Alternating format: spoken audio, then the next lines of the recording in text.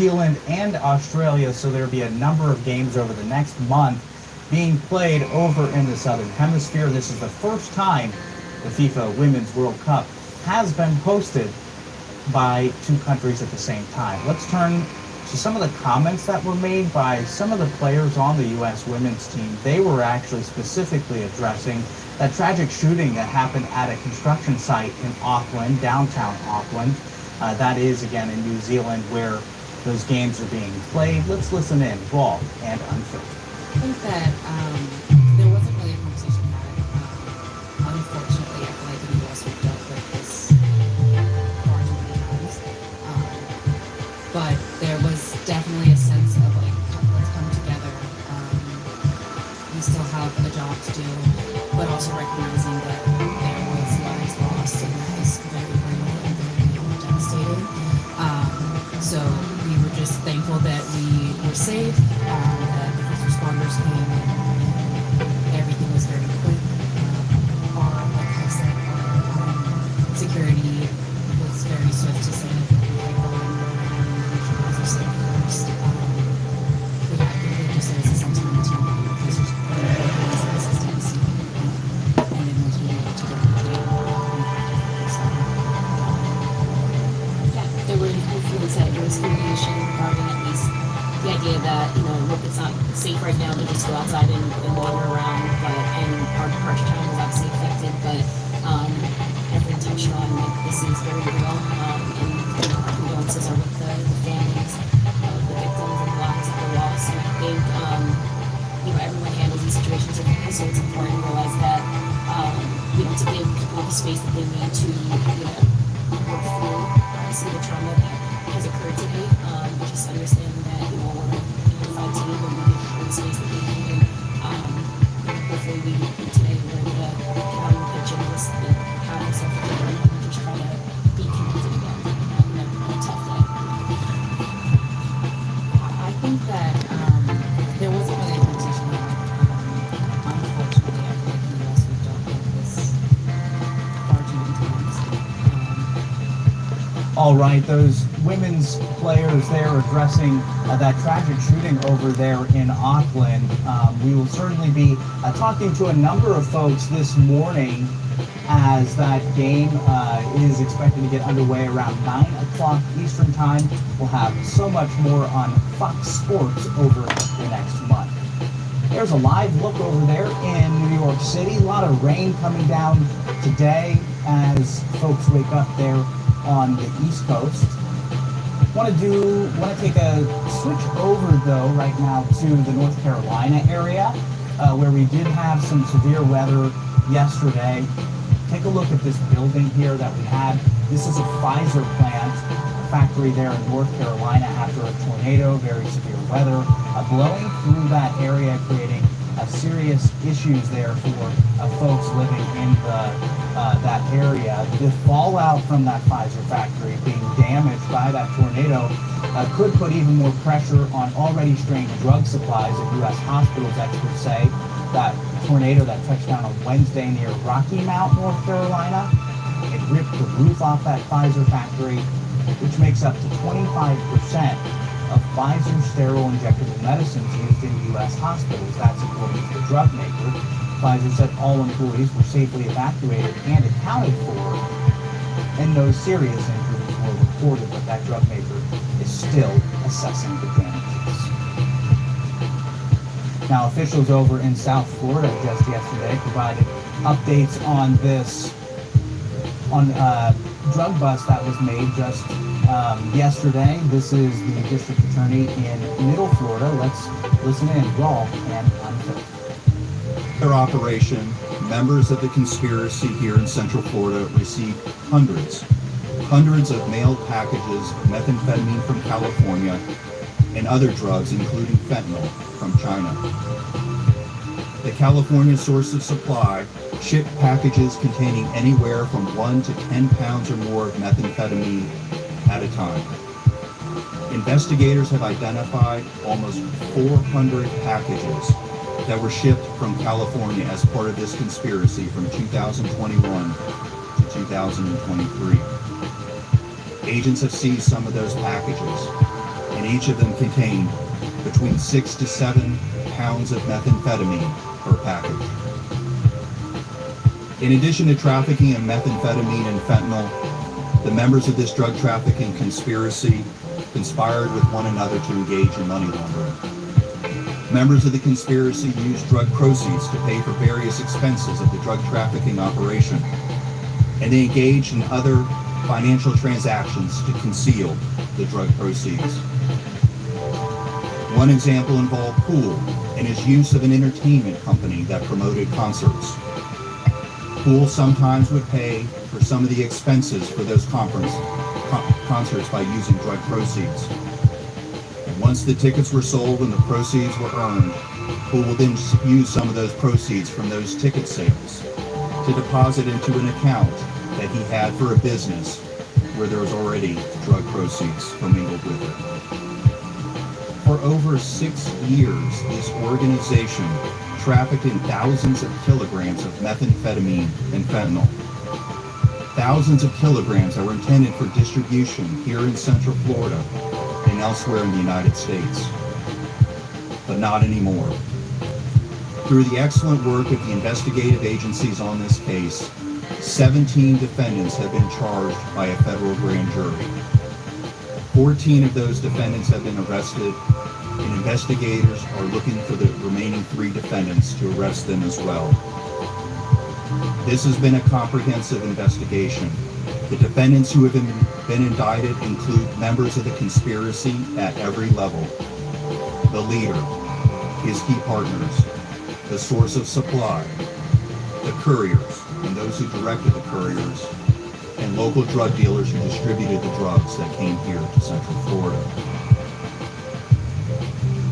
In addition to the arrests that have been made in this case, investigators have seized over 100 kilograms of methamphetamine and fentanyl. Those law enforcement actions have undoubtedly saved lives.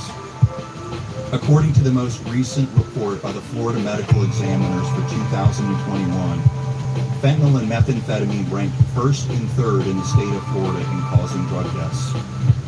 By stopping over 100 kilograms of methamphetamine and fentanyl from being distributed in Central Florida and elsewhere in the United States, the investigative agencies on this case protected everyone in this community and in this country from those dangerous drugs. This is a complex investigation involving a drug trafficking organization that transported thousands of kilograms of drugs across the United States over the course of several years. This case is what we call an organized crime drug enforcement task force case, or we sometimes refer to it by its acronym, an OCDETF case. In an OCDETF case, investigators and federal prosecutors work together to identify and dismantle the highest level criminal organizations that threaten the United States. These cases require meticulous work by excellent investigators to put together the evidence that will support prosecutions that will reduce the availability of illicit narcotics in the United States. The investigative agencies that work on these cases, they must be of the highest quality and the highest caliber. They have to have the resources, expertise, and commitment to conduct the type of long-term enterprise investigations that are needed to disrupt major drug trafficking organizations and dismantle them. And that's what we have with each and every one of the agencies that has worked on this investigation. I want to commend them for working together as a team to develop the evidence that has led to the federal indictment in this case.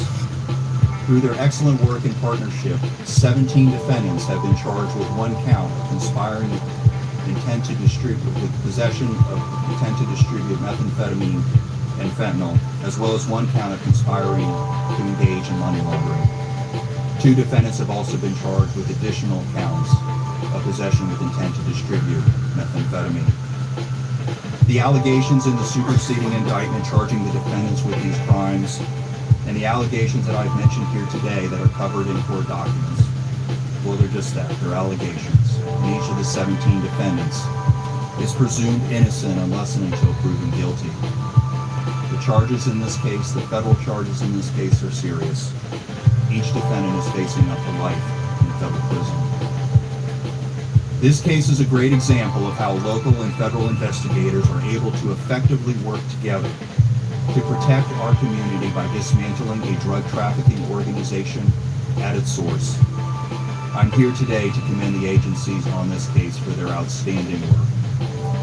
Through their partnership, they have protected this community by dismantling a drug trafficking organization that is alleged to be responsible for transporting thousands of kilograms of drugs into this community since 2017. Let this be a message to anyone who illegally conspires to traffic in methamphetamine or fentanyl in this community, or who conspires to engage in money laundering involving drug proceeds. As you can see from the law enforcement agencies here today, you will be investigated. And if you send deadly drugs into this community, our agents and investigators will use every lawful tool to hold you accountable for your crimes, no matter where you live or where you operate. And if you have violated federal law, the United States Attorney's Office will seek to prosecute you in federal court. We are united together in our mission to keep our community safe. And let me make one point particularly clear about any drug trafficking organization that seeks to use airplanes flying into the Orlando International Airport to traffic in drugs.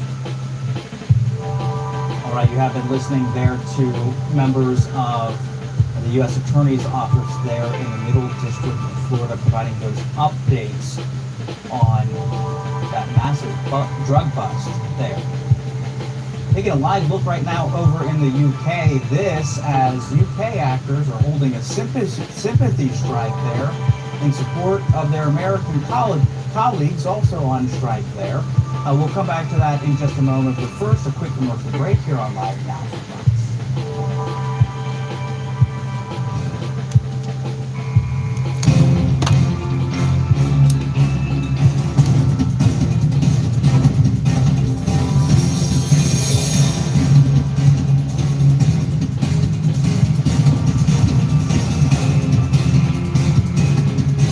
What's going on? Good morning, everybody. Just gonna try to get it today. I'm gonna make it happen, baby.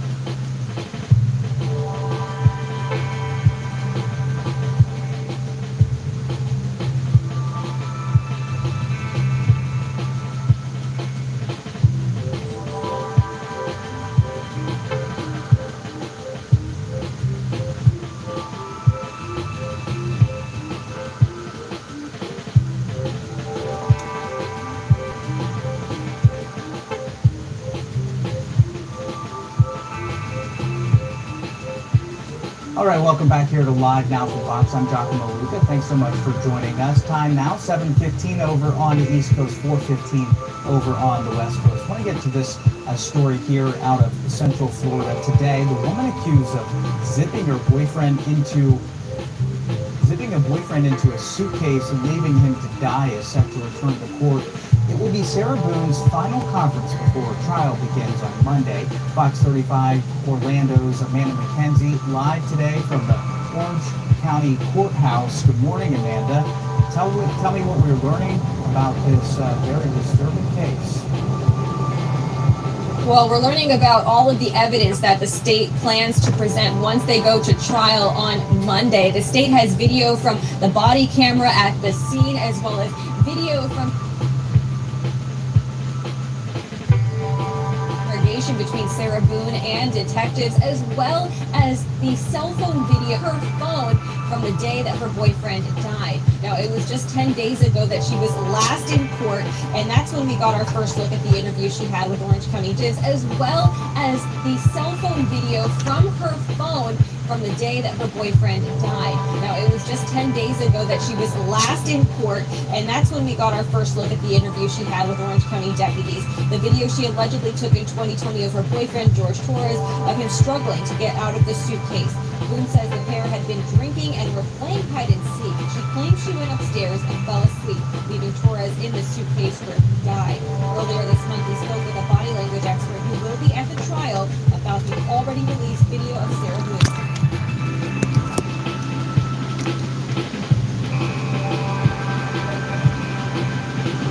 His family got together like, And then she goes into talking about what his parents and how people think about her. Phone showing the suitcase as George Torres. The trial is set to start on Monday, July 24th. Boone is charged with second